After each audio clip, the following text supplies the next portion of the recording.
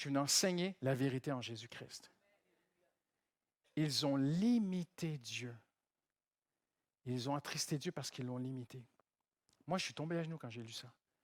Je dis, Seigneur, pardonne-moi. Certainement que dans ma vie, à certains moments, dans certaines choses, et peut-être même maintenant, je suis en train de te limiter. Ah, Seigneur, aide-moi. Je joins la prière des apôtres. Augmente ma foi, Seigneur. Augmente ma foi, Seigneur, que je puisse te faire plus confiance. Voyez-vous, ma foi est le passage de Dieu.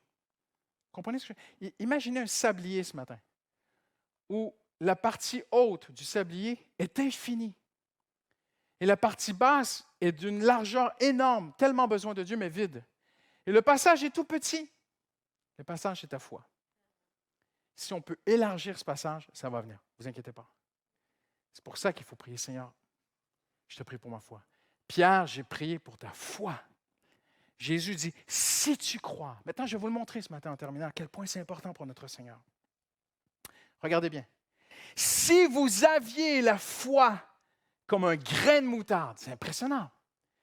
Ça veut dire que Dieu dit la plus petite, on peut commenter de toutes sortes de choses. Il y a des choses extraordinaires qui ont été enseignées sur ce grain de moutarde, mais je veux sortir une vérité ce matin qui va dans la ligne de ce que j'enseigne. Suivez-moi bien.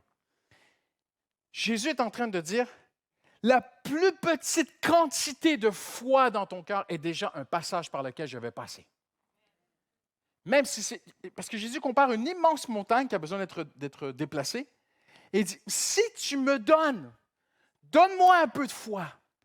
Donne-moi un tout petit peu de foi. Donne-moi le peu de foi que tu as, dit le Seigneur. C'est ce qu'il dit dans ce verset aux disciples. Si vous aviez la foi comme un grain de moutarde, vous pourriez dire à cette montagne, déplace-toi, elle se déplacerait dans la mer. C'est extraordinaire ce que Jésus dit. Qu'est-ce qu'il veut dire? Le peu de foi que tu as, donne-le-moi. Et je peux déplacer une montagne. Le Seigneur n'attend que notre foi. Mais ils l'ont limité. Et là, tu comprends une chose très importante ce matin. C'est que toi et moi, par notre manque de foi, nous avons la capacité de limiter le Dieu infini et tout-puissant. Je vais vous le prouver. Ils ont limité le Dieu d'Israël. Et d'autres traductions disent, ils ont peiné, they grieved.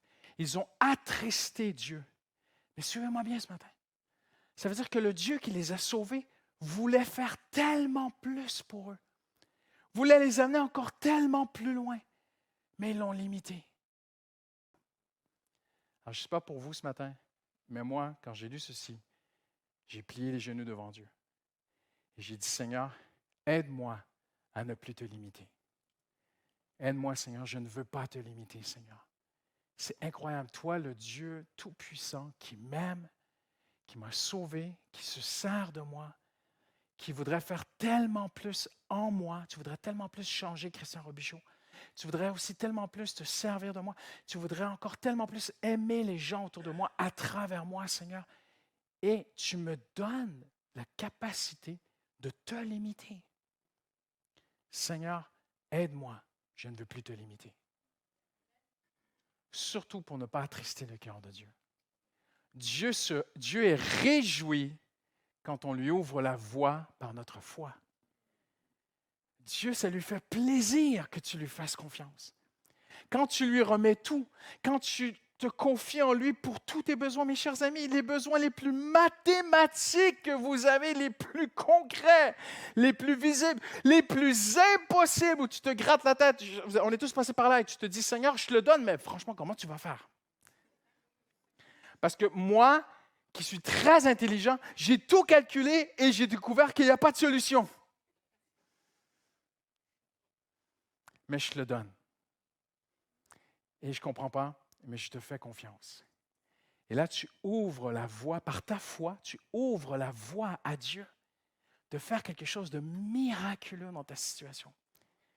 Il devrait habiter en nous constamment une sainte crainte de ne plus vouloir limiter Dieu. Mes chers amis, cessons de nous nourrir de toutes les impossibilités, de choses qui sont parfois très pragmatiques et très concrètes. Et nourrissons notre foi de qui est notre Dieu, afin de lui ouvrir une voie par notre foi pour que Dieu fasse des choses qui dépassent nos limites, afin que tu sois émerveillé. Jésus dit, ayez foi en Dieu. Tout est possible à celui qui croit. Mais tu te rends compte ce matin?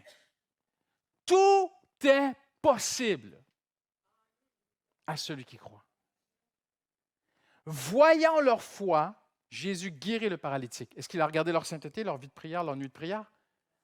Jésus regarde les hommes qui descendent, qui ouvrent un toit et ils descendent un paralytique. Avez-vous remarqué que la Bible dit que Jésus ne regarde pas le paralytique, il regarde les gars. Imaginez la scène. Le Maître, le Créateur de l'univers, alors qu'on descend le paralytique, Jésus met son regard dans le toit. Il les regarde eux. Il veut savoir comment ils sont. Voyant leur foi. Ah, ils croient en moi. Lève-toi et marche. Le Seigneur veut de la foi. C'est incroyable. Voyant leur foi. Prends courage, ma fille. Ça fait 30 ans que tu marches avec moi. Lève-toi et marche. Non. Prends courage, ma fille. Ta foi t'a sauvée. Jésus n'a pas dit, franchement, tu as fait 14 ans de théologie, tu as bien compris la Nouvelle Alliance, tu as tout saisi, tu connais par cœur les prédications de Pasteur Mathieu, tu pourrais les citer, tu as lu 3 fois la Bible, tu es sauvé, je te réponds. Non, ta foi t'a sauvé. Tu as mis ta confiance en moi, ta foi t'a sauvé, c'est tout. C'est tellement simple. C'est trop simple. C'est trop simple pour l'être humain, pour le cerveau. Je n'ai jamais vu une telle foi en Israël. Jésus dit au centurion. En même temps, regardez la responsabilité que nous avons. Nous ne sommes pas sans responsabilité dans la Nouvelle Alliance. Tu crois peu, Christian, tu auras peu. Là, je peux sentir la pression qui tombe sur mes épaules. Ben vas-y, pasteur, hein, crois pour une méga church de 50 000 personnes dans Paris. Ah, oh. On va le voir plus tard. La foi vient de ce qu'on entend vient de la parole de Dieu. On croit à ce que Dieu nous donne, mais on a cette responsabilité de la croire, de croire à ce que Dieu nous donne. Jésus dit, il sera fait selon ta foi. Est-ce que tu crois que je peux agir dans ta vie? Oui, Seigneur, je le fais. Jésus sort de la ville Capharnaüm, il marche, il rencontre 2 hommes qui ont besoin d'être guéris sur le chemin. Il dit, des aveugles, Seigneur, tu peux nous guérir. Jésus dit, qu'il soit fait selon votre foi. 2 fois. Écoutez-moi bien. Joseph, dans la Genèse, dit à Pharaon, quand Dieu dit la même chose 2 fois de 2 façons différentes, c'est parce que cette chose, elle est scellée dans le ciel. C'est écrit ça dans la Bible. Il est scellé dans le ciel. Quand Jésus dit, en vérité, je vous le dis, attention, hein, c'est scellé, ce sont des choses qui sont scellées. Il est scellé, c'est un sceau dans le ciel que le juste vivra par la foi. C'est comme ça que ça marche avec Dieu. Il sera fait selon ta foi. Il sera fait si tu crois.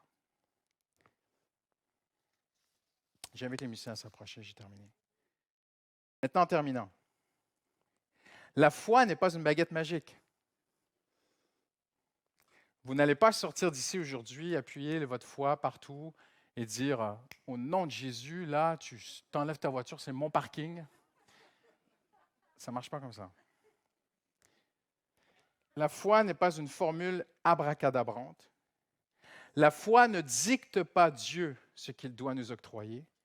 Mais Seigneur, je vous le dis vraiment, j'ai des amis, je les ai perdus à cause de leur fausse foi. Ils avaient sur leur frigo imprimé des photos de tous leurs rêves matérialistes. Ils ne sont plus chrétiens aujourd'hui, ces gens-là. Parce que la foi, ce n'est pas une genre de formule, ce n'est pas une automotivation charnelle, humaine, intellectuelle. La foi, ce n'est pas juste un positivisme humain.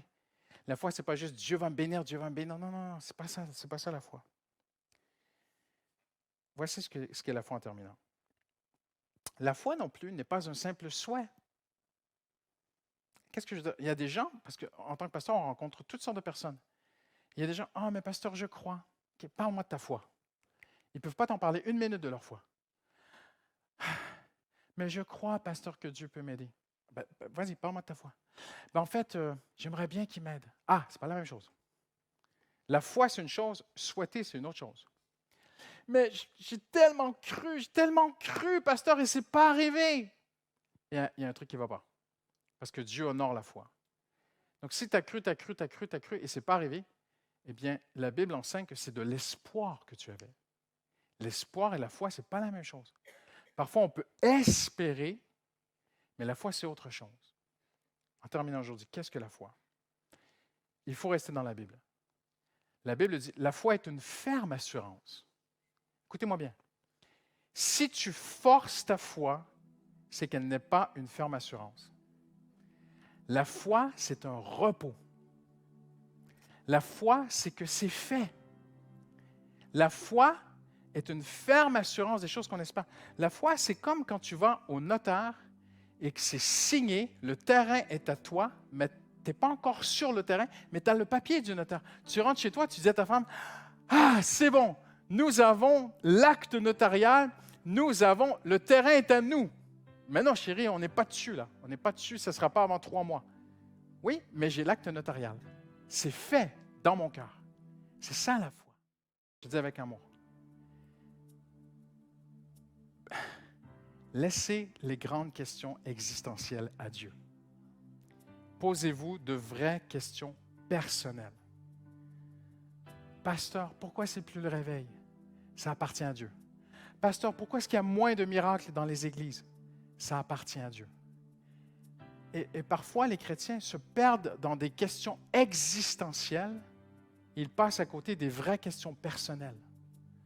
Toi, personnellement, Dieu veut te répondre. Il veut te parler, il veut agir, il veut travailler ta foi, il va agir dans ta foi. Amen. J'ai demandé à un couple de l'Église si je pouvais partager leur témoignage. Je ne pourrais jamais le raconter aussi bien qu'eux. Le temps passe très, très vite, donc je vais aller à la conclusion. Mais il y a plusieurs années, un couple de cette Église a traversé une épreuve très, très difficile. La sœur a eu un cancer et c'était une grande épreuve. Et ils m'ont écrit hier, ils m'ont dit, Pasteur, tu peux partager un témoignage de façon anonyme? Et ça m'a touché ce qu'ils ont écrit. Il y a eu beaucoup de larmes. Il y a des moments dans ta vie où il y a beaucoup de larmes. Mais ils ont mis leur foi en Dieu. Malheureusement, le traitement de chimio a rendu la sœur stérile. Vous ne pouvez pas avoir d'enfant. Les médecins lui ont dit, vous ne pourrez pas avoir d'enfant. Mais lui a refusé, en fait. Il dit, il y a eu comme une parole de Dieu dans mon cœur. Il a prié avec sa femme. Il a dit, Seigneur, je te fais confiance. Ils ont vu de leurs yeux le Seigneur la guérir. Ses règles sont